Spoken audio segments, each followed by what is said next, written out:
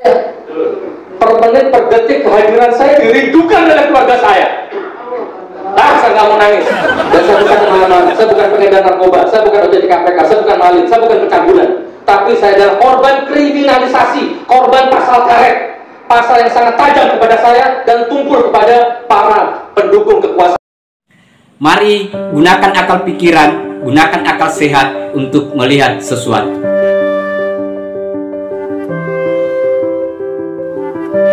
Assalamualaikum warahmatullahi wabarakatuh. Salam sejahtera untuk kita semua. Salam demokrasi dan salam pluralisme.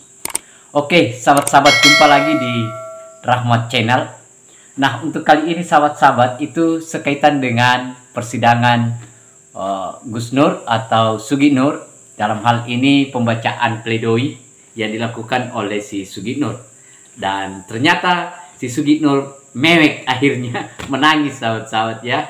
Itu sangat lucu. Yang dulunya mungkin heroik, ternyata dia menangis di persidangan. Nah, untuk lebih lengkapnya sahabat-sahabat, mari kita lihat videonya. Takbir. Saya hanya mengikuti alur takbir bahasa tubuh saya.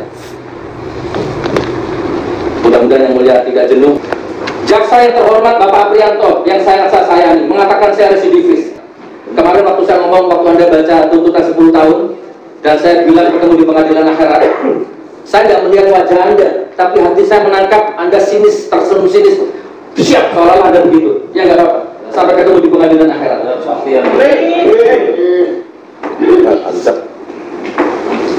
Majelis residivis atau bisa disebut dengan pengulangan tindak pidana. Ya, salah satu alasan memperberat pidana yang akan dijatuhkan ke terdakwa itu adalah residivis. Jika dalam psikologis bisa dikatakan bahwa orang yang selalu mengulang-ulang kejahatannya akan mempunyai nilai negatif di masyarakat, ya, dan juga dalam pidana residivis, dalam perbuatan pidana sudah ada putusan pengadilan dalam pemidanaannya itu, maka punya kekuatan hukum tetap, maka disebut residivis. Ya, maka dalam hal ini jaksa nggak salah. Bahkan mungkin yang mulia juga nggak salah ya, dengan baju kebesaran yang mulia itu kalau menganggap saya residivis nggak salah. Tapi nanti setelah saya jelaskan secara detail, monggo nanti dilihat sendiri yang mulia. Majelis hakim, sekarang saya jelaskan ya, saya sampaikan secara lugas 19. Ini yang mulia, saya jelaskan. Menurut saya, residivis itu adalah saya maling mobil, saya maling sapi, saya maling uang atau apalah, lalu saya ditangkap dan dipidana dan dipenjara. Begitu keluar, saya maling mobil lagi, maling sapi lagi, ya kan? Maling uang lagi, hina di mata masyarakat, hina di mata Allah, maka itulah namanya residivis. Saya pengedar sabu, saya pemakai sabu, ditangkap, bebas, keluar lagi, nyabu lagi, bebas, keluar lagi, itulah residivis. Hina di mata keluarga, hina di mata masyarakat, hina di mata Allah. Saya OJK KPK, ya kan, ditahan, sah pengadilan, keluar, korupsi lagi, ditangkap lagi, itulah residivis. Hina di mata keluarga, hina di mata masyarakat, hina di mata Allah, itu yang namanya residivis, ya. Sulit rasanya masyarakat menerima kehadiran seorang residivis. Saya ulang yang mulia, sulit rasanya masyarakat menerima kehadiran seorang residivis karena akan mengotori nama baik desanya, nama baik keluarganya, dan seterusnya. Begitu mulia, begitu yang mulia menurut tafsir saya tentang seorang residivis. Nah, majelis yang mulia, sekarang saya kabarkan kepada jenengan semua, saya tidak hina di mata masyarakat, saya tidak hina di mata keluarga saya. Per menit, per detik kehadiran saya dirindukan oleh keluarga saya. Saya nggak mau nangis, nanti dikira cengeng saya. Kehadiran saya ditunggu oleh masyarakat. Sepulang bebas dari Barreskrim, saya nggak langsung pulang yang mulia. Saya masih ceramah di beberapa titik di Jakarta, beda. Bahkan terakhir di Singapura saya ceramah sebelum saya ditangkap ini. Saya bukan residivis. Begitu saya pulang, saya disambut seperti pulang umroh. Rumah saya penuh dengan jamaah pengajian. Dan saya bisa kemana-mana. Saya bukan pengedar narkoba, saya bukan OJK KPK, saya bukan maling, saya bukan pencabulan. Tapi saya adalah korban kriminalisasi, korban pasal karet, pasal yang sangat tajam kepada saya dan tumpul kepada para pendukung kekuasaan. Jaksa Aprianto sendiri pernah ngomong sama saya itu waktu di Jaksa di Kejati di Semarang itu, waktu belum menuntut saya, waktu masih jadi teman ya, sekarang masih teman mungkin.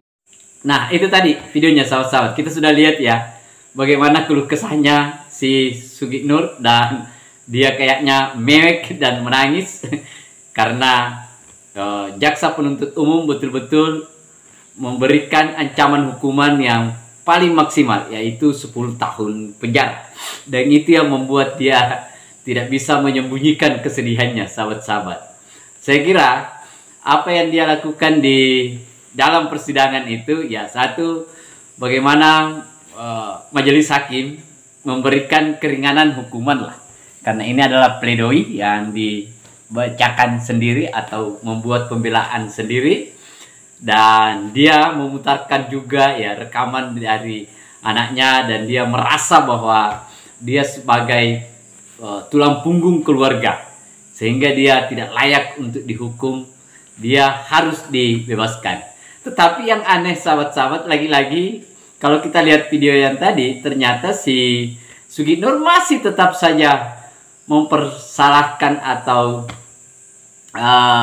bahwa persidangan ini itu ada intervensi dari Pak Jokowi. Saya kira ini yang sangat di luar dari nalar berpikir kita. Ancaman sudah di depan hukum, dia mewek lagi, tetapi dia masih ngelantur, ngelidul bahwa yang rejim lah yang salah, sahabat-sahabat. Nah, itu yang tidak baiknya dari si Sugitnur. Karena itu tadi, bahwa dia sudah mewek, tetapi dia masih tetap mempersalahkan orang lain. Seharusnya dia harus tetap mempersiapkan dirinya bagaimana menghadapi persidangan, bagaimana dia tidak dijatuhi hukuman maksimal sesuai dengan tuntutan jaksa, yaitu 10 tahun. Nah, itu sahabat-sahabat ya. Nah, dan itu yang menarik, sahabat-sahabat. Kemudian yang terakhir, bahwa si Sugitnur ini, kalau kita lihat ya, karena dia terprovokasi ya dari si pengacara-pengacara dia, bahwa mungkin bahwa itu benar apa yang dia lakukan, sehingga dia harus membuat desain yang apa ya, yang mempersalahkan atau menyudutkan rejim Pak Jokowi yang harus disalahkan. Padahal kita tahu bahwa pengacara mereka itu punya kepentingan yang begitu besar, yaitu bagaimana dia merebut kekuasaan. Itu artinya kasus yang menimpa Sugitnur dan Bambang Tri ini adalah sesungguhnya adalah kasus yang dipolitisasi dalam rangka untuk popularitas, dalam rangka untuk meraih kekuasaan. Nah, itu yang jelek, sahabat-sahabat.